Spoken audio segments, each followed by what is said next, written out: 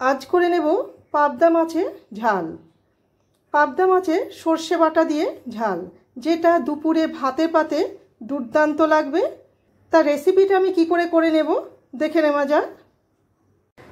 नमस्कार बंधुरा, माয়ের মামুনির রান্নাঘরে সবাইকে স্বাগত। আজকে করে নেব পাবদা মাছের ঝাল। পাবদা মাছের ঝাল করতে মাছটা পরিষ্কার করে ধুয়ে জল ঝরিয়ে নিয়ে দিয়ে দিয়েছি লবণ, হলুদ আর সরষের তেল। তার আগে মাছটা লবণ, হলুদ, সরষের তেলটা মাখাবার আগে একটা সরষের পেস্ট রেডি করে নেব। আমি 2 চামচ সাদা কালো সরষে নিয়ে নিয়েছি আর 5টা কাঁচা লঙ্কা নিয়ে নিয়েছি। একসাথে পেস্ট করে নেব। ঝালটা আপনারা আপনাদের পছন্দ মতো দেবেন। একই সাথে দিয়ে দিচ্ছি হাফ কোচানো টমেটো, পুরোটা দিলাম না, দিয়ে সরষের পেস্টটা রেডি করে নেব। আমি 3 পিস ফলই মাছ নিয়ে নিয়েছি আর ভাজাটা যে খুব বেশি করে করব তাও নয়, হালকা ভেজে তুলে রাখবো।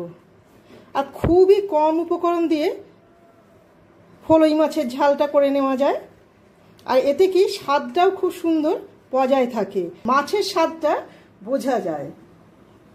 কড়া বসিয়ে গ্যাসটাকে অন করে দিয়ে দিচ্ছি কড়াতে সরষের তেল। কড়া তেল থেকে ধোঁয়া বেরোতে শুরু করে দিয়েছে। এই সময় দিয়ে দেব খুবই সাবধানে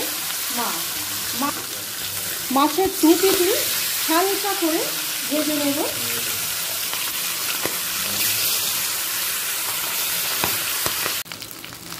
মাছের 2 পিটি ভাজা হয়ে গেছে।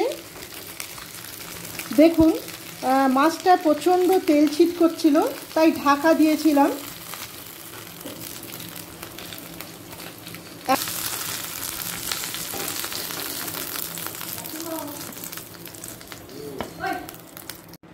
ওই তেলেতে দিয়ে দিচ্ছি হাফ চামচ কালো জিরে, 2 হাতের তালুতে একটু ঘষে দেব।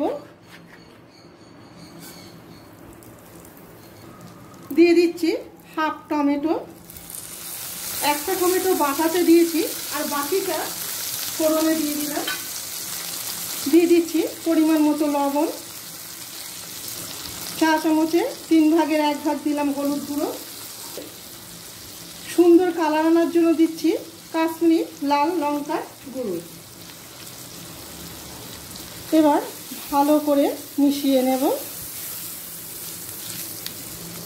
টমেটোর কাঁচা গন্ধটা চলে যাওয়া পর্যন্ত অপেক্ষা করব।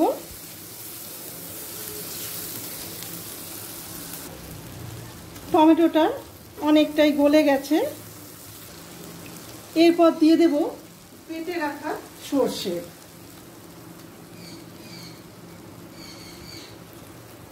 একটু জল দিয়ে ধুয়ে দিয়ে দিচ্ছি।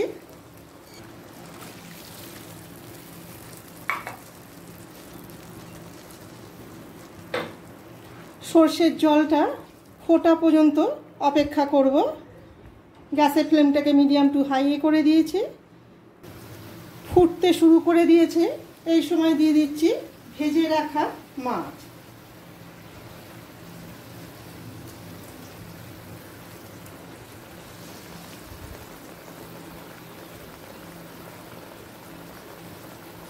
এক মিনিট মিডিয়াম টু হাই ফ্লেমে আর বাকি 3 মিনিট লো ফ্লেমে ফুটিয়ে নেওয়ার পর এবার গ্যাসের ফ্লেমটাকে বন্ধ করে দেব আর ওপর থেকে দিয়ে দেব কাঁচা সরষের তেল। দিয়ে দিচ্ছি ধনে পাতা কুচি,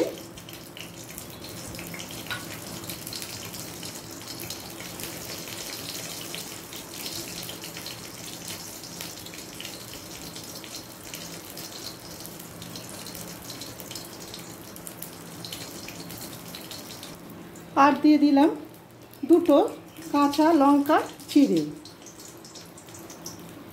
ব্যাস রেডি পাবদা মাছের ঝাল। এবার গ্যাসের ফ্লেমটাকে বন্ধ করে দিলাম, দিয়ে অন্য পাত্রে তুলে নেব।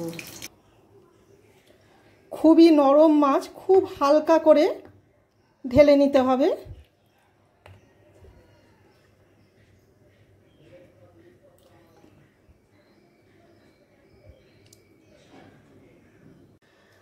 পাবদা মাছের ঝালের এই রেসিপিটা আপনাদের কেমন লাগলো অবশ্যই কমেন্ট করে জানাবেন।